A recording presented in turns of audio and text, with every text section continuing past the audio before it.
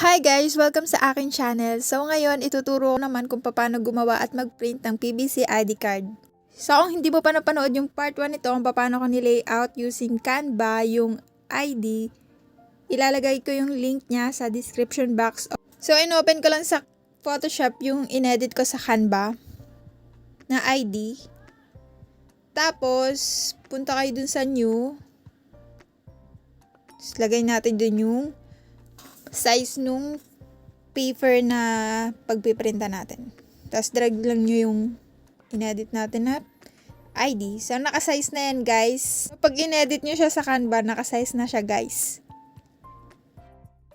So lagyan lang natin siya ng stroke or line guys kasi white yung pagpiprinta natin para makita din natin yung hangganan ng pagkakata natin. So kahit hindi masyadong matingkad na black, kahit yung medyo mapusyaw lang na gray, okay na yan. Makita lang natin kung saan natin siya ikakat mamaya. Kung ipiprint naman natin siya guys sa PVC, kailangan naka-mirror yung ating picture or nakabaliktad. So kung hindi naman sa PVC natin siya ipiprint, pwedeng hindi na natin yan ibaliktad guys.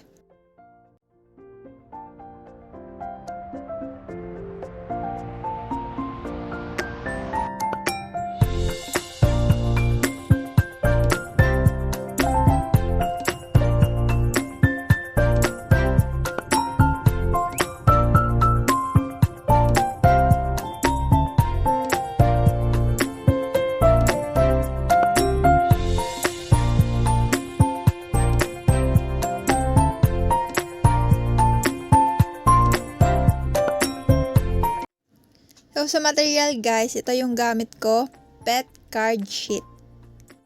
So ito yung matigas, ito yung PVC card. Hindi tayo dyan guys magpiprint. Dito tayo sa may medyo malambot na material. Check nyo rin guys kung saan yung natutuklap. Kung saan yung natutuklap guys, yan yung hindi natin pagpiprintan. Doon tayo sa kabila magpiprint guys, sa hindi natutuklap. Check nyo rin guys kasi minsan nalilito rin ako dyan. So minsan tinutuklap ko muna, hinahanap ko kung saan yung natutuklap. Para hindi ako magkamali kung saan ako magpiprint. So yan, na-print ko na siya. Kung makikita nyo guys, ano siya, naka-mirror pa siya, baliktad pa siya. So, gupitin lang natin yan. So, yun yung dahilan kung bakit nilagyan natin siya ng stroke or line para alam natin kung saan natin siya gugupitin para pantay din. So, siya yung nagsisilbing pattern. So, sa pagkakat guys ng PVC card, inaano ko siya, parang niro-ruler, pero wala akong ruler. Ayan, pinapantay ko siya para pantay yung pagkagupit ko sa kanya.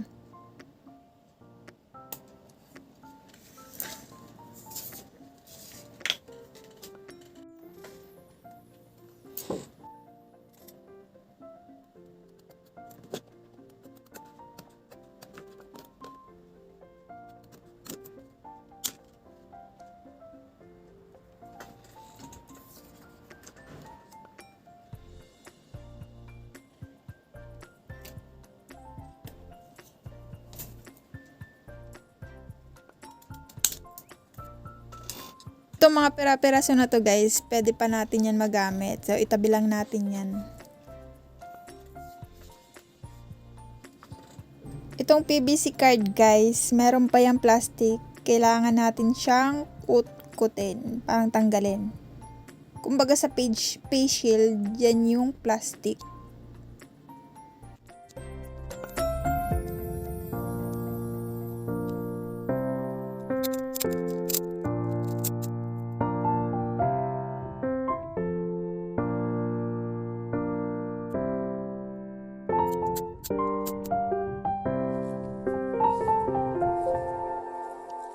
So, dun sa pinagprintan natin guys, kailangan yung ididikit natin dun sa PVC card ay yung pinagprintan natin, hindi yung malabo. Ayan. ilagay natin siya dyan, pagdikitin natin, tapos pantayin para pantay siyang ma-laminate mamaya.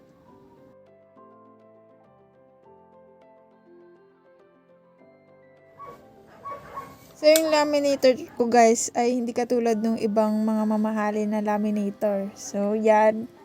Tinatansya ko lang yung init niya para hindi masira din yung pagka-laminate or ma-deform.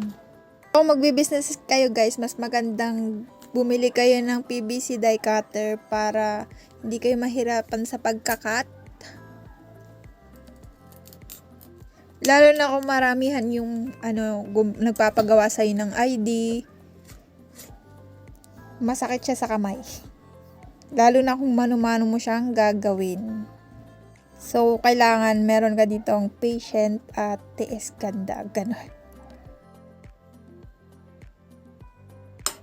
Kung nag-uumpisa ka pa lang naman mag-business or wala ka pang budget sa pangbili ng PVC die cutter, pwedeng gawin nyo is gupitin nyo na lang guys. So, yan. Yan din yung rason kung bakit mas magandang lagyan natin ng stroke or line yung paggugupitan natin. So, yan. Nabili ko lang to 30 pesos sa online. Round cutter ata ang pangalan yan guys. So, yan. Pero masakit siya sa kamay talaga. Pag maramihan yung i-order sa inyo, mas yan. Pero kung starter ka lang, pwede yan yung gamitin mo. So, yan. Kutkutin lang natin yung plastic. Mas magandang kutkutin yan, guys, pag medyo pasmado yung kamay mo. Kasi mas mabilis mo siyang matatanggal yung plastic. Pag tuyo kasi yung kamay, ang hirap tanggalin yung plastic. So, share ko lang naman. Experience ko lang din yan sa paggagawa ng ID. Mas mabilis siyang matutuklap pag pasmado yung kamay. So, para mas tumagal at hindi magkagasgas yung ID, bumili na lang kayo guys ng ID case. Tapos, dyan nyo ilagay. Para mas maprotektahan yung ID mo. Ganon. So, kung may natutunan ka, share mo na yung video. At mag-subscribe ka na rin sa channel ko. Click mo na rin yung notification bell para updated ka sa aking upload. Thank you for watching.